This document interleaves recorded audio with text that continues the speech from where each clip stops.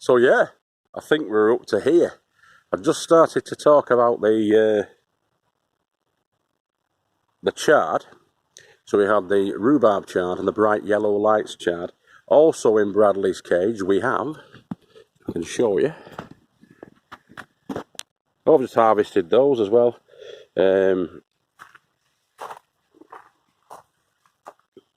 Courgettes from these. I'm leaving a big one on. That one's quite a big one. To see how big James can grow that. A couple of smaller ones on, but I'm going to take those off as they get to a decent size of about 6 inches or so. And leave that big one to grow on and see what we can get out of it. See what size we get from it. That's already about 20 inches in length. So if we can get that to about, I don't know, 36, fingers crossed, we'll be alright. But anyway, I'm digressing again. Let's get back to Bradley's cage. And this is where our chard is, at this side. And as we move along down this right hand side, we've got 3 red cabbages, pointed red cabbages. 3. We've got a wayward potato plant that's made its way into there amongst the celeriac. Because we've got 8 celeriac in there as well. 8 celeriac plants. And then on the end we've got a wayward raspberry that's come through. That's not going to do anything this year. Some grass seeds that have come up. As well as beetroot. So we've got beetroot all around this back edge. And when the kids came down last week with Kelly, they pulled a few of those beetroot out, and they were a decent size, sort of like cricket ball sized, and the rest of those are going to be coming out this week at the back because I've got some more to plant in. The jungle that you can see at the back there is sprouts, Brussels sprouts. Now that one's fallen over, so I'm going to take that out and we're going to have all the leaves off that and leave the rest that are more stood up, more vertically, of which there are another 4 plants in there. I think altogether actually there's more than that, because there's 1, 2, 3, 4, 5, yeah, there were 6 in there. So that's going to come out, and I'm going to leave the 5 to grow on and get the Brussels on them hopefully at the back there. There's still some lettuce hiding inside as well, which I'm going to take this week. And that's what we've got in there. So yeah, we've got the beetroot, celeriac down here. There's 8 celeriac, I believe, in there.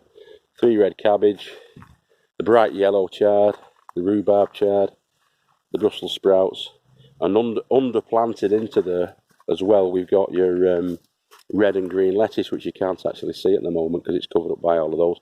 Not sure what condition that's in, but I'm going to find out this weekend. Get the lads inside and take what we can. But they're looking okay. Here's more lettuce in this bed. Oh, by the way, these are the sweet peas that are taking forever to flower. They're just started, just about on this side. So hopefully in a week or two's time, all of these will be a cornucopia of colour, which will look dead pretty and smell really nice. Of course, you can't eat sweet peas, but they make a pretty display. So there's the lettuce. There's a gap there for when these come out, because we're going to get rocket going in there and other sort of leafy salad greens in there. That's going to come out along with that bindweed. And there's 2 cabbages in there, which we're going to take this week. Now over here we've got a squash climber. And there are 3 squashes on this. There's a spaghetti squash, which is these ones. These are spaghetti squash. We've got some decent sized ones on there. Not too clued up about spaghetti squash. I've never grown it before, and I'm not 100% sure when it's going to be ready. That's a really big one at the back there. That's as big as my head. And that one. In the middle we've got Jack Belittle, which is a pumpkin. Jack Belittle pumpkin. In the middle of this. And as yet we've not got any fruit on it, although we've got flowers on it, we've not got any fruit on it. So we'll see how we get on with that. And then there's another spaghetti squash on this side. But the one that's done really well is the one on the left here. There's 5 or 6 fruit's already on that one, so we'll see how we get on with that. There's the back of our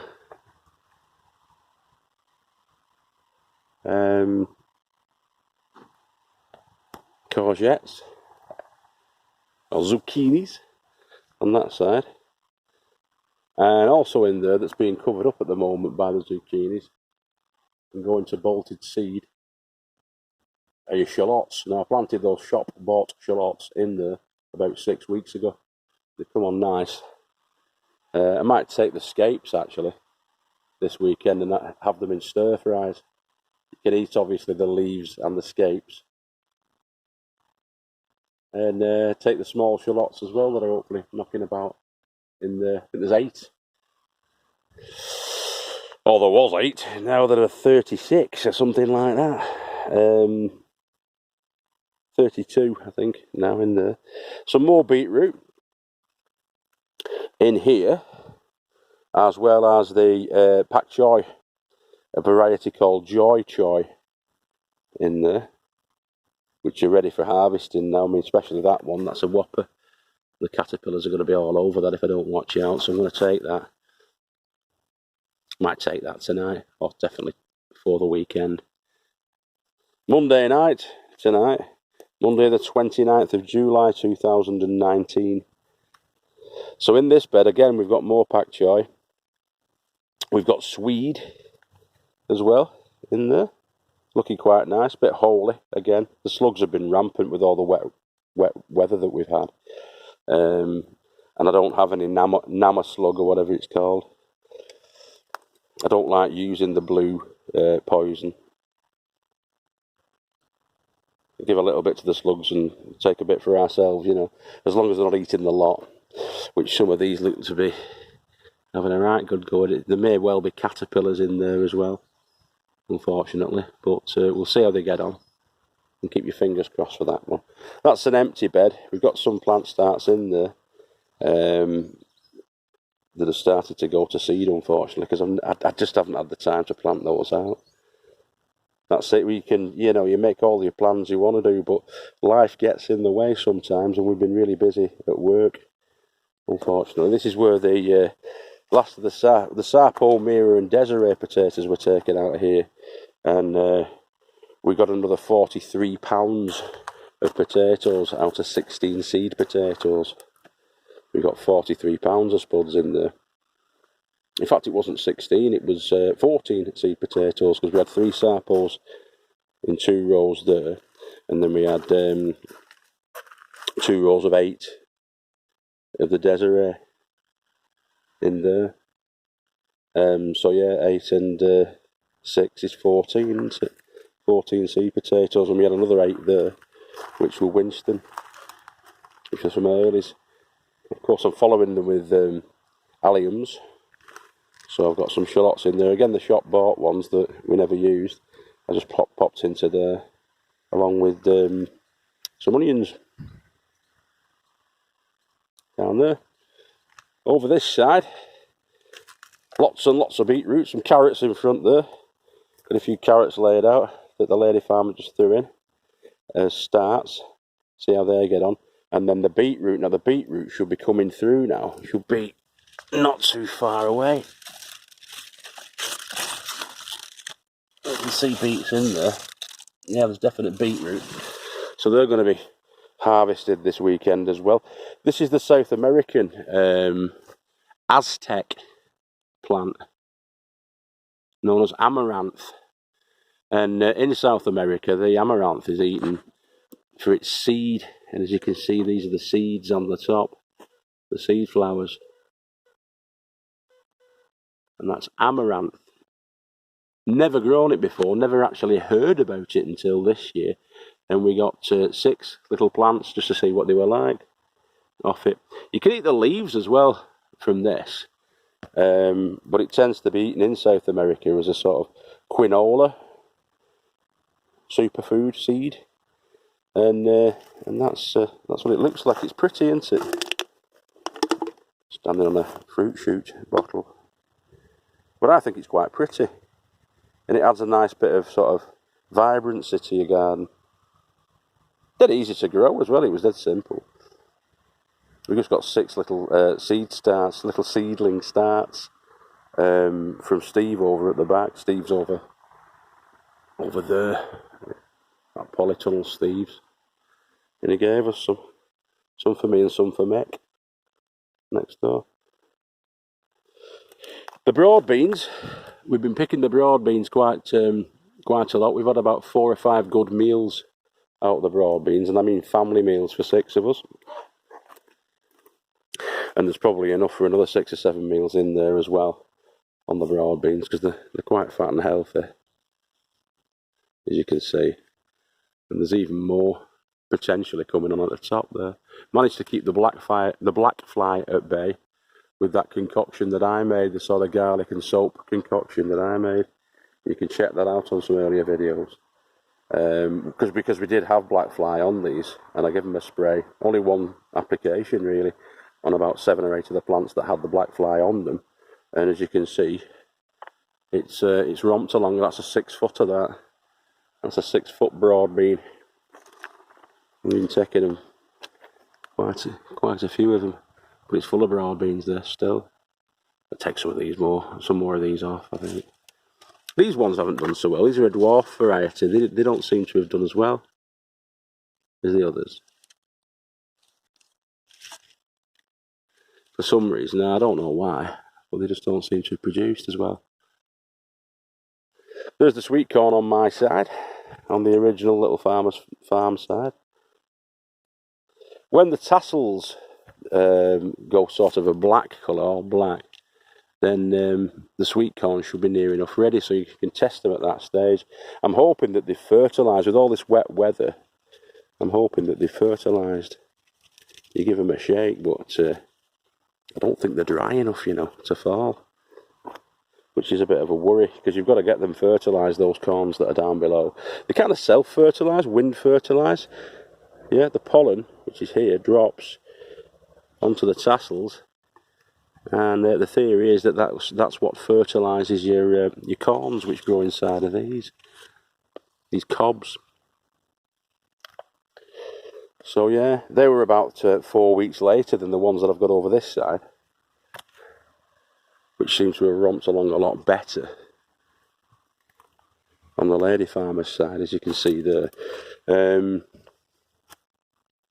But yeah, we're getting all kinds of wackiness going on. I mean, that's burst itself wide open, that particular one, hasn't it? Something's gone wrong there severely, hasn't it? But then again, some of them seem to be doing fine. I mean, if we get these full of corn, then it's going to be a bit of a result, that, because there's some decent sized corns on this, decent sized cobs on it. But it remains to be seen. I've never grown corn before in anger. There's our pumpkin, our giant pumpkin plant. And I think that the giant pumpkin is growing, but it's not growing very well, because it split its umbilical cord there, as you can see. So I don't know how that's going to get on. There are some more pumpkins coming on from that, which I might well give a chance to. It's a whopping plant. I had been cutting off all the tendrils and the rest of it, but it's a losing battle. That it just wants to grow where it wants to grow, and because we've not got anything in this bed at the moment, I've just left it alone. But I'll probably be cropping that back a little bit and seeing what's coming on, seeing if there's any more of the little baby ones coming through. As you can see, there are 3 there that you can spot, and we'll see how they get on. I think that big one may have run too fast. I'm not sure whether it's growing or not, that, you know. It is a whopper though, if you look at it. It is a big one. It's a shame if it doesn't grow to its full potential, you know, but you never know. Swallowed a fly there, swallowed a midge. Bit of free protein. The big sunflower's kind of come to the end of its useful life now, unfortunately. Although there's a little one there, look, a little sunflower there underneath. I never spotted that before. And there's another sunflower that's coming on here that we planted about a fortnight after the big one. So that'll get some colour in a couple of weeks. The peas are finally over. So what I'm doing with these ones is I'm letting them, whatever's left on, I'm letting them sort of dry out on the bush, so we can harvest those peas as pea seeds. Yeah, get some pea seeds off them, because they were dead prolific. These. Don't think we're going to get much more in the way of fresh flowering on these. There's the tips. There are a couple coming on, but they're not in good condition really, these plants now. The bloody birds destroyed them. The pigeons destroyed them. I'm just having a look above my head now, because there were 3 sat on the telegraph wires earlier, but they're not there anymore. If I had my way, I'd shoot them. That's a terrible thing to say, I know, but I would shoot them and eat them. But you're not allowed to down here. Some more of the fruit bushes. We've got blackcurrant bushes that we planted this year. They're not going to do anything this year, but next year we're hoping for them. And we've got more beetroot in there that the lady farmer's interplanted amongst the fruit, as well as your marigolds. We like the marigolds, and they were pretty easy to grow on, so we kept them. There's some more raspberries and blackberries. A lot more raspberries and blackberries. We've had loads off this, absolute tons.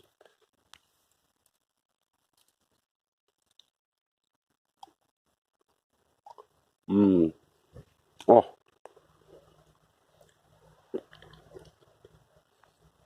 it's nice, that. But some of these are coming to the end of the growing season, while some of the other ones are coming through for the autumn raspberries. You can see there. In this bed we had early, mid and late fruiting, so we could have a bit of a supply going. And so we have. Get that one in there. Let's get one of those. Oh, it's the business. That really is the nice stuff, that.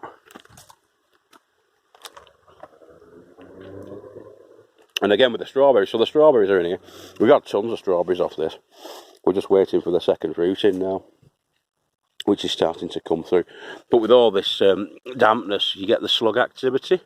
You can see there, just as they get ripe, the flaming slugs have off with them, which is a pain in the bottom. There's some more shallots. We're going to get seeds off these ones. As I say, they were shop bought, so you know, we'll see how we get on with them. We'll see what we get off them, if we do get anything off them, shallots wise, and we'll get the seeds as well from them, and we'll save those and plant those, start them off. This is a damson tree. As you can see, we're getting some damsons on it. You have to really root about when it's this time of year, because they're the same colour as the leaves. But it's looking like we've got a few damson on it. I think last year we didn't get too many off this, but it wasn't our tree. The lady that had it last year, she probably got about 20 or 30 damsons from the tree. And the wasps had the rest, you know, the bugs had the rest. There were a couple of 100 on it, but nature takes its toll, unfortunately. And this is a plum tree. This particular one, the big one, is a plum tree. Something's had a right good go at it. If you can see the leaves on this, something's been having a right good go at it. I'm struggling to see plums on this as well. I did see a few plums last time I looked on it, but you get to see them better really when they turn the purple colour of the plum, and you can spot them better in amongst the foliage. But I'm not holding my breath for too many of them this year, to be fair. We'll see what we get. You never know, do you? That's a gooseberry bush. We've had some goose gogs off that. Had quite a few actually, but you've got to sort of time it right to get them when they're at the peak of taste and sweetness. Otherwise, you get crappy ones that don't taste very nice at all. The gooseberries.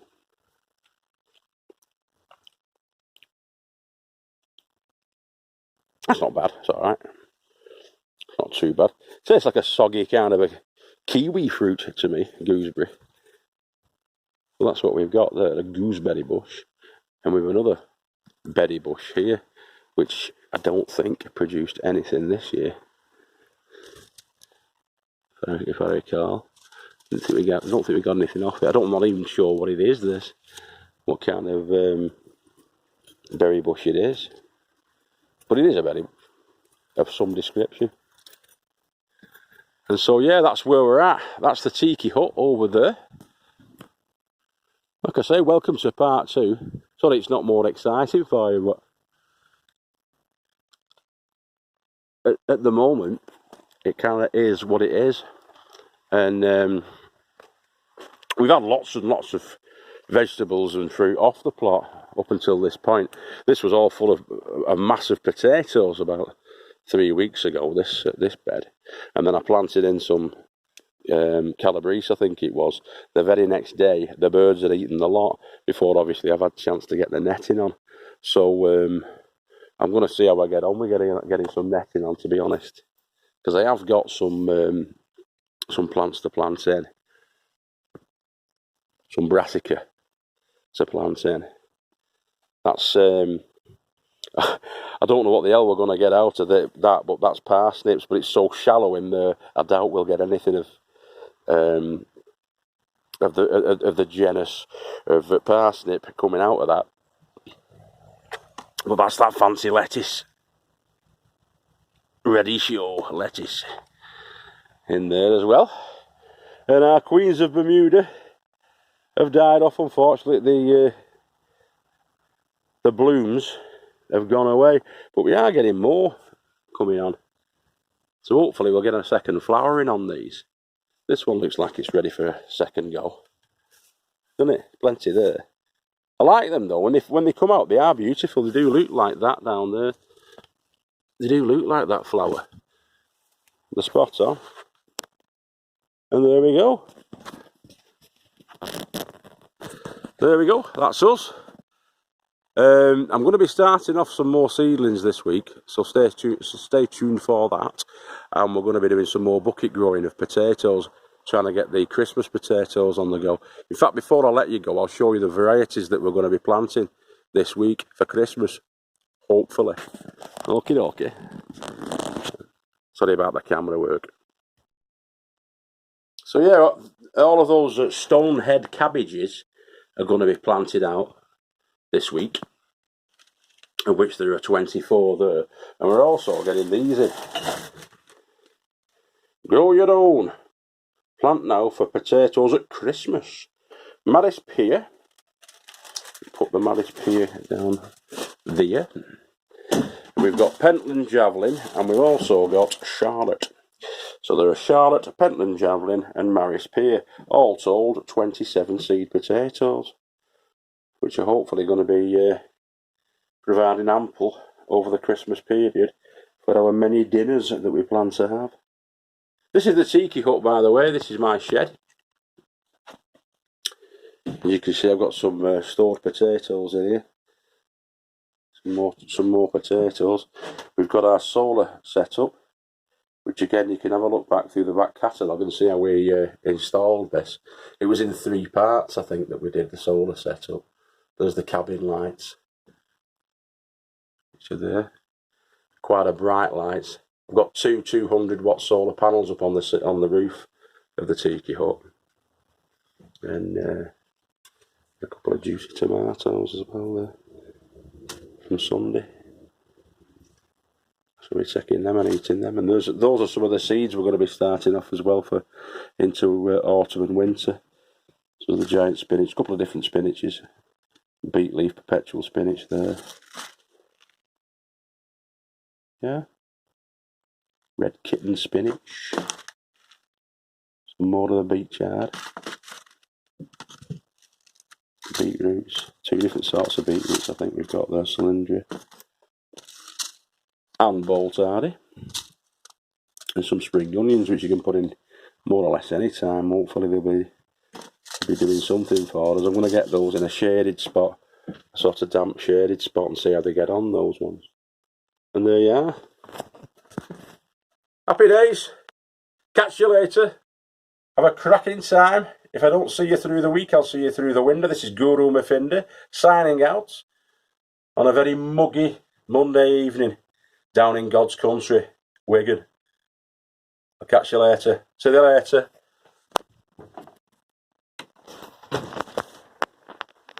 There's Eden. Ta-ra, folks.